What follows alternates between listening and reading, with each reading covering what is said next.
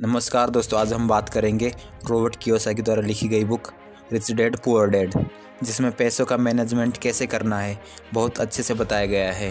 इस बुक में पैसों के बारे में अमीर लोग और गरीब लोग अपने बच्चों को क्या सिखाते हैं, इसके बारे में संपूर्ण जानकारी दी गई है, जिसे हम हिंदी में आपको सिंपल तरीके से जल्दी बताएंगे, जिससे आपका समय बर्बाद ना हो। चलिए शुरू करते हैं।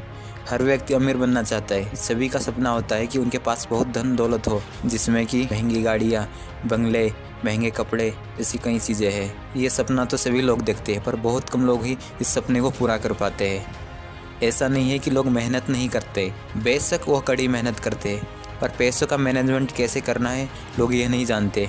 इस वजह से लोग अमीर बनने के सपने पूरे नहीं कर पाते, क्योंकि बचपन से ही हमारे दिमाग में यह बात डाल दी जाती है, यदि आप अच्छे से पढ़ाई करते हैं, अच्छे मार्क्स ले आते हैं, फ्यूचर में आपको अच्छी जॉब मिलेगी और आप खूब सारा धन कमाएंगे। परंतु हमारे देश भारत में बहुत से ऐसे लोग हैं जो बहुत ज़्यादा पढ़े लिखे हैं और अच्छी नौकरी में होते हैं, फिर भी पैसों के तौर पर बहुत परेशान रहते और मजबूत नहीं हो पाते हैं। वहीं दूसरी तरफ ऐसे भी लोग हैं जो ना तो अच्छे से पढ़ाई किए होते और ना ही किसी के अंडर में जॉब करते हैं, फिर भी वे अमीर लोगों की गिनती में सबसे आगे है। इसका सबसे अच्छा उदाहरण धीरू भाई अंबानी जी है। इसका मतलब हम कह सकते हैं कि कोई भी व्यक्ति सिर्फ पढ़ाई और नौकरी के दम पर ही गरीब और अमीर नहीं हो सकता। इसके लिए आपको फाइनेंशियल मैनेजमेंट को समझना बहुत ज़रूरी है। चलिए आप सभी को इस फाइनेंस मैनेजमेंट को रॉबर्ट कियोसाकी द्वारा लिखी गई इस पुस्तक रिच डैड पुअर डैड की समरी से समझाते हैं। रॉबर्ट कियोसाकी के दो पिता हैं, जिनमें से एक अमीर और एक गरीब है। अब आप सोचेंगे कि दो पिता कैसे हैं। दरअसल एक पिता उनके जन्मदाता है जो गरीब थे, और दूसरे पिता उनके बेस्ट फ्रेंड के थे, जिन्हें रॉबर्ट अपना पिता मानते थे।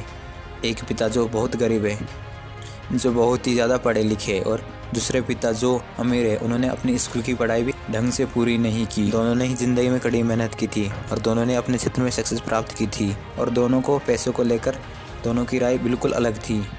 चलिए हम आपको 8 पॉइंट में इस बात को समझाते हैं। नंबर 1, सोच।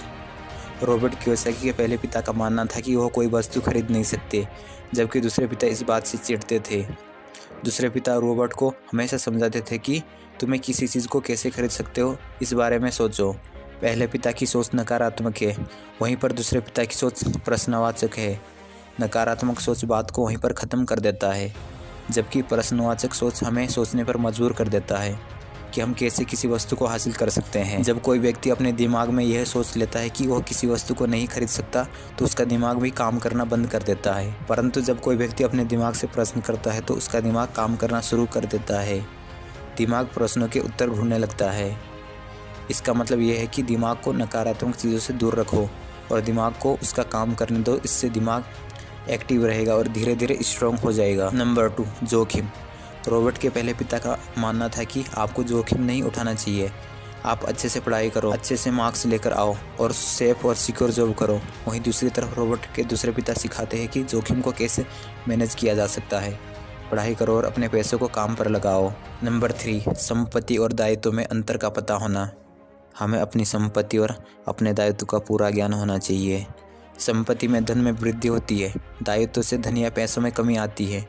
यदि आप अमीर बनना चाहते हो तो आप संपत्ति खरीदें, जैसे ज़मीन, बॉन्ड, शेयर, इन्वेस्टमेंट। और आप अगर गरीब ही रहना चाहते हो तो आपका दायित्व लोन पर लिया गया फर्नीचर, गाड़ी, लग्जरी प्रोडक्ट जैसी कई चीज़ें खरीद सकते हैं। अब आप दायित्व को देखकर कन्फ्यूज मत होना।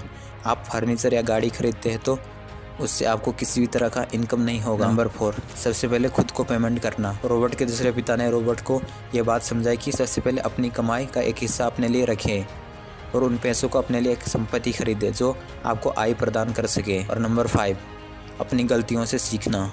रॉबर्ट के दोनों पिता ने उन्हें यह बात सिखाई थी कि यदि आप एक बार गलती करते हो तो उस गलती को बार बार मत दोहराना, बल्कि उस गलती से सीख लेना और अपनी लाइफ में और आगे बढ़ना। नंबर 6, पैसों के लिए काम मत करो। रॉबर्ट के अमीर पिता का मानना था कि हमें पैसों के लिए काम नहीं करना चाहिए। मतलब उनका कहने का मतलब यह है कि हमें पैसों के पीछे नहीं भागना चाहिए, बल्कि पैसों को हमारे लिए काम पर लगाना चाहिए। वहीं पर रॉबर्ट के दूसरे पिता रॉबर्ट को पैसे कमाने के लिए दबाव डालते हैं। नंबर 7, मौके की पहचान करना सीखो। सभी को सही मौके की पहचान करना आना चाहिए। यदि आप सही मौके को नहीं पहचान पा रहे तो आप कभी भी अमीर नहीं बन सकते। एग्जाम्पल के तौर पर एक आदमी सड़क से गुजर रहा था। वहाँ पर कुछ घर के सामने बोर्ड लगा हुआ था कि जिस पर लिखा था हाउस फॉर सेल। उस समय मंदी का दौर चल रहा था। और वो आदमी बिना घबराए इस मौके को अपने हाथ से नहीं जाने देता है और एक अच्छा खासा घर बहुत ही कम कीमत पे खरीद लेता है। कुछ दिन के बाद मंदी का दौर ख़त्म हुआ। अब वह उस घर को दुगनी कीमत पर बेचता है। नंबर 8, पैसों को सहेजने की सही समझ होनी चाहिए। वैसे तो सभी लोग पैसों को सहेज कर रखते हैं, पर यहाँ पर सहेजने का अर्थ अपना अलमारी या गुल्लक में पैसों को रखने का नहीं है। यहाँ पर पैसों को सहेजने का अर्थ है अपने पैसों को ऐसी जगह इन्वेस्ट करना जिससे कि आय होती रहे, और साथ ही साथ यह भी ध्यान रखना है कि पैसों को ऐसी जगह खर्च ना किया जाए जिससे किसी भी तरह का इनकम ना हो। इस बात से फ़र्क नहीं पड़ता है कि आप कितना पैसा कमा रहे हैं, बल्कि इस बात से फ़र्क पड़ता है कि आप उन पैसों को कहाँ और कैसे खर्च करते हैं। धन्यवाद दोस्तों, मैं उम्मीद करता हूँ कि आपको ये वीडियो पसंद आया होगा। अगर आपको यह बुक पूरी तरह सुनना है तो कमेंट करके ज़रूर बताना, और आपको जानकारी अच्छी लगी हो तो इस बुक की ऑडियो पॉडकास्ट इस चैनल पर ज़रूर लाएंगे।